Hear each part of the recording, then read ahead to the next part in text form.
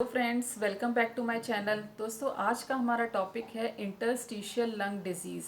जैसा कि आप सभी जानते हैं, जब कोरोना वायरस का इन्फेक्शन ड्रॉपलेट इन्फेक्शन के थ्रू फैलता है तो वायरस सबसे पहले हमारी नोज़ में एंटर करता है। नोज़ से होके वो हमारे रेस्पिरेटरी सिस्टम को अटैक करता है। इसीलिए देखा गया है कि कोरोना वायरस के पेशेंट्स रिकवर तो हो जाते हैं, लेकिन काफ़ी दिनों तक उन्हें रेस्पिरेटरी प्रॉब्लम्स रहती हैं। चाहे वो कफ की प्रॉब्लम हो, चाहे सांस लेने में दिक्कत हो, चाहे निमोनिया हो, कुछ ना कुछ कॉम्प्लिकेशन हो जाती है कोरोना वायरस के इन्फेक्शन के बाद। और ज़्यादातर लोगों में जो रेस्पिरेटरी कॉम्प्लिकेशन देखी जाती है वो है इंटरस्टिशियल लंग डिजीज़, जिसको कि हम पल्मोनरी फाइब्रोसिस भी कहते हैं। दोस्तों, फाइब्रोसिस का मतलब है स्कार बन जाना। तो पल्मोनरी फाइब्रोसिस का मतलब है जब आपकी लंग्स में स्कार बन जाता है तो उसको हम पल्मोनरी फाइब्रोसिस कहते हैं। अब स्कार जब बन जाता है तो हमारी लंग्स जो कि नॉर्मली ठीक से जब एक्सपांड होती हैं तो ऑक्सीजन अंदर आता है, कॉन्ट्रैक्ट होती हैं तो कार्बन डाइऑक्साइड बाहर जाती है। लेकिन जब लंग्स के अंदर स्कार बन जाता है तो ना तो वो ठीक से एक्सपांड हो पाती हैं, ना ठीक से कॉन्ट्रैक्ट हो पाती हैं, जिससे प्रॉपर ऑक्सीजन हमारी बॉडी में नहीं पहुंच पाता है और हमें ऑक्सीजन की कमी हो जाती है। अब दोस्तों, जब ऑक्सीजन की कमी हो जाती है तो आइए जानते हैं क्या सिम्टम्स आप हो जाते हैं इंटरस्टिशियल लंग डिजीज़ में। दोस्तों, सबसे कॉमन सिम्टम जो इंटरस्टिशियल लंग डिजीज़ का है वो है ब्रेथलेसनेस। ब्रेथलेसनेस मतलब सांस लेने में दिक्कत होना। सांस लेने में दिक्कत इसलिए होती है क्योंकि लंग्स के अंदर स्कार बन गया है, वो ठीक से एक्सपांड और कॉन्ट्रैक्ट नहीं कर पा रही हैं, इसलिए सांस लेने में दिक्कत होती है। शुरू में पेशेंट को ये होगा कि सांस लेने में उसे दिक्कत, थोड़ा बहुत चलेगा उसमें दिक्कत होने लगेगी, भागने में दिक्कत होने लगेगी, लेकिन बाद में जाके उसे बैठे रहने में भी, कुछ नहीं करने में भी सांस लेने में दिक्कत होने लगेगी, ब्रेथलेसनेस की प्रॉब्लम होने लगेगी। दूसरा सिम्टम है ड्राई कफ। ड्राई कफ जो है वो भी एक इम्पॉर्टेंट सिम्टम है इंटरस्टिशियल लंग डिजीज़ का।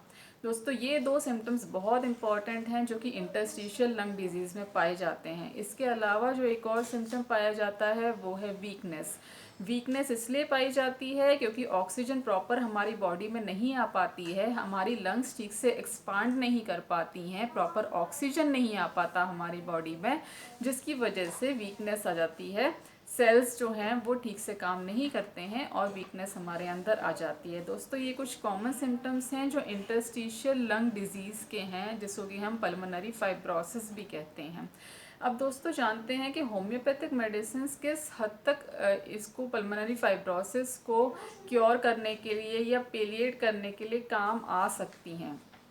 दोस्तों, होम्योपैथिक मेडिसिन्स का, जैसा कि मैंने आपको पहले भी बताया है, होम्योपैथिक मेडिसिन्स की कुछ स्कोप, कुछ लिमिटेशंस हैं। होम्योपैथिक मेडिसिन्स कहाँ पे यूज़ की जा सकती हैं, किन कंडीशंस में यूज़ की जा सकती हैं।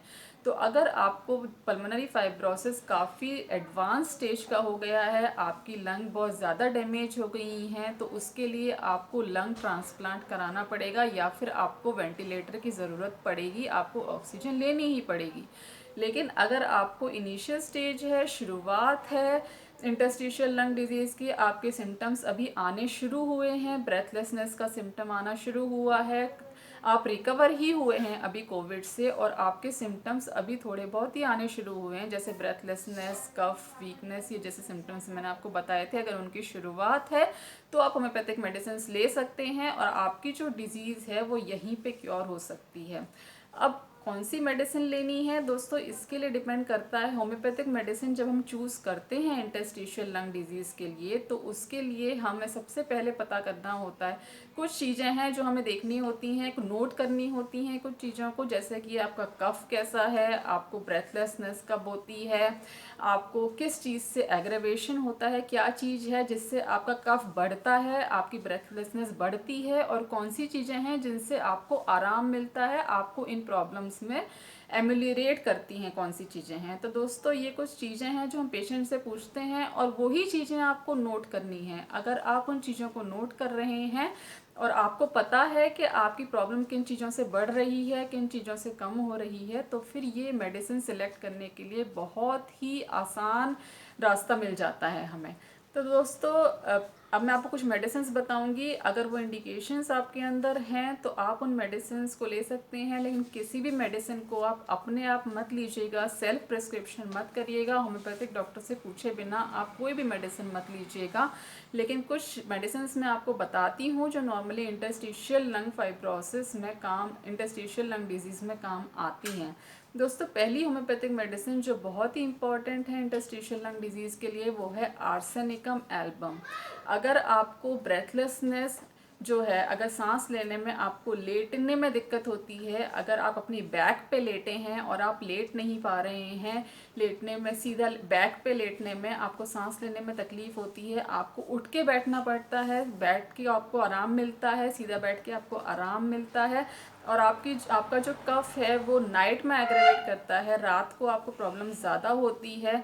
इसके साथ ही अगर आपको पानी की थोड़ी थोड़ी पानी की प्यास लगती है, पानी थोड़ा थोड़ा पीने का मन करता रहता है, जल्दी जल्दी मन करता है पानी पीने का, और आपको ये साथ में ये सिम्टम्स भी हैं कि आपको आपको रात में एग्रेवेशन होता है और आपको सीधा लेटने में ब्रेथलेसनेस की दिक्कत होती है, बैठ के आराम मिलता है। तो दोस्तों आर्सेनिकम एल्बम 30 लेने से आपको डेफिनेटली इम्प्रूवमेंट लगेगा।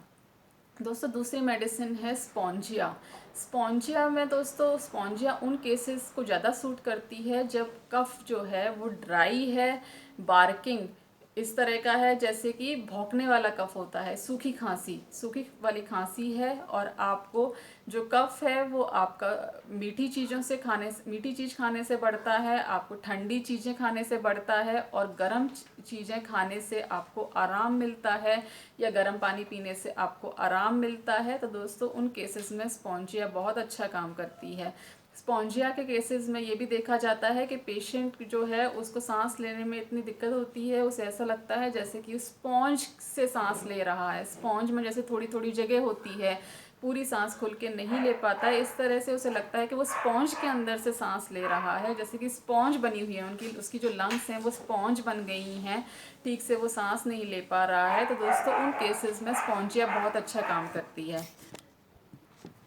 दोस्तों तीसरी मेडिसिन है ब्रायोनिया। ब्रायोनिया उन केसेस में बहुत अच्छा काम करती है जब आपको सूखी खांसी है और खांसी इतनी लगातार आती है कि कुछ भी खाने पीने से, थोड़ा बहुत भी कुछ भी खाएंगे पिएंगे तो खांसी एकदम से आनी शुरू हो जाती है। सूखी खांसी लगातार आती रहती है और इतनी आती है कि खांसते खांसते आपको उल्टी हो जाती है, आपको सांस लेने में दिक्कत होती है, आपको ऐसा लगता है जैसे आपको बार बार जोर जोर से सांस लेनी पड़ेगी, इस तरह से आपको जोर से सांस लेनी पड़ती है ताकि आपको लगे कि आपकी लंग्स पूरी तरह एक्सपांड हो जाएं और प्रॉपर ऑक्सीजन आपके अंदर आए। आपको लगता है कि मैं सांस ठीक से नहीं ले पा रहा हूँ, मेरी जो लंग्स हैं वो ठीक से एक्सपांड नहीं कर पा रही हैं, तो आपको उसके लिए जोर जोर से सांस लेनी पड़ती है ताकि आपकी लंग्स ठीक से एक्सपांड कर पाएँ।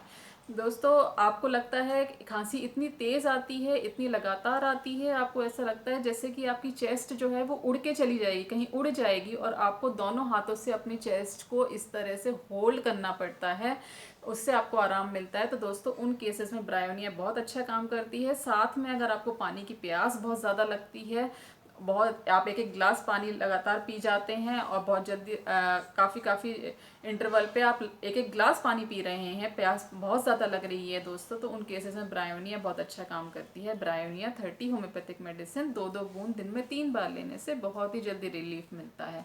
दोस्तों इसके बाद जो एक मेडिसिन आती है वो है स्टैनम मेटालिकम। स्टैनम मेटालिकम दोस्तों, स्टैनम मेटालिकम उन केसेस के लिए बहुत अच्छा काम करती है जब आपकी बॉडी के अंदर बहुत ज़्यादा वीकनेस आ गई है, इतनी वीकनेस आ गई है कि आप थोड़ा सा भी अगर बोलते हैं तो बोलने से भी आपको वीकनेस लगती है, बोल भी नहीं पाते हैं, और आपकी खांसी बोलने से, हंसने से, कुछ भी अगर आप गा भी रहे हैं या हंस रहे हैं तो उससे भी आपकी खांसी बढ़ती है और उसके साथ आपको बलगम भी बहुत सारा निकलता है दोस्तों, तो उन केसेस में स्टेनम मेटालिकम बहुत अच्छा काम करती है। दोस्तों अगली मेडिसिन है काली कार्बोनिकम। काली कार्बोनिकम मेडिसिन तब दी जाती है दोस्तों जब आपकी जो खांसी है वो आपको सुबह सुबह ज़्यादा होती है, मॉर्निंग एग्रेवेशन ज़्यादा होता है, सुबह उठते ही आपको खांसी आनी शुरू होती है और लगातार आती रहती है, उसमें बलगम भी निकलता है। और दोस्तों, काली कार्बोनिकम का एक मेन इंडिकेशन है कि आपको सांस लेने में तो दिक्कत होती ही है, लेकिन आप उसमें लेट नहीं सकते हैं, लेटने में दिक्कत होती है। जैसे कि आर्सेनिकम एल्बम में मैंने आपको बताया था कि लेटने में एग्रेवेशन होता है, लेटने में दिक्कत होती है। इसी तरह से काली कार्बोनिकम के पेशेंट में भी लेटने में दिक्कत होती है, लेकिन उसे बैठ आगे जब झुक के बैठता है इस तरह से तो उसे आराम मिलता है। तो अगर ये इंडिकेशन आपके अंदर है तो काली कार्बोनिकम 30 दो दो बूंद दिन में 3 बार लेने से आपको बहुत ही जल्दी आराम मिलेगा। दोस्तों, अगली मेडिसिन है साइलीशिया। दोस्तों, साइलीशिया एक बहुत ही अच्छी होम्योपैथिक मेडिसिन है किसी भी स्कार को डिसॉल्व करने के लिए। जैसा कि मैंने आपको बताया कि पल्मोनरी फाइब्रोसिस में लंग्स में स्कार बन जाते हैं, तो इन स्कार को डिसॉल्व करने के लिए साइलीशिया बहुत ही अच्छी होम्योपैथिक मेडिसिन है। साइलीशिया हालांकि क्रोनिक मेडिसिन है, तो वो तब दी जाती है जब आपको ये प्रॉब्लम खांसी की, सांस लेने की दिक्कत जो है वो काफ़ी दिनों से चलती आ रही है, काफ़ी टाइम हो गया है, मतलब क्रोनिक हो गई है ये प्रॉब्लम और वो ठीक नहीं हो रही है। खांसी आपकी ठीक नहीं हो रही है, सांस लेने की दिक्कत ठीक नहीं हो रही है और आपको स्कार भी बना हुआ है, फाइब्रोसिस भी हो गया है आपको लंग के अंदर। तो दोस्तों, उस स्कार को डिसॉल्व करने के लिए साइलीशिया 30 होम्योपैथिक मेडिसिन बहुत ही इफेक्टिव होम्योपैथिक मेडिसिन है। तो दोस्तों, ये कुछ होम्योपैथिक मेडिसिन मैंने आपको बताई हैं पल्मोनरी फाइब्रोसिस के लिए, इंटरस्टिशियल लंग डिजीज़ के लिए। लेकिन दोस्तों, जैसा कि मैंने आपको पहले बताया, सेल्फ प्रिस्क्रिप्शन बिल्कुल भी मत करिएगा। अपने डॉक्टर से ज़रूर सलाह लीजिएगा कौन सी मेडिसिन ज़्यादा सूट करेगी आपको, और मेडिसिन आपको किस तरह से लेनी है वो भी आपके डॉक्टर जो हैं वो आपको बेहतर बता पाएंगे। दोस्तों, आशा करती हूँ आज का वीडियो आपको पसंद आया होगा, और अगर अच्छा लगा हो प्लीज़ इसे लाइक कीजिए, शेयर कीजिए, सब्सक्राइब कीजिए। फिर मिलेंगे किसी और वीडियो के साथ, तब तक stay healthy and stay safe.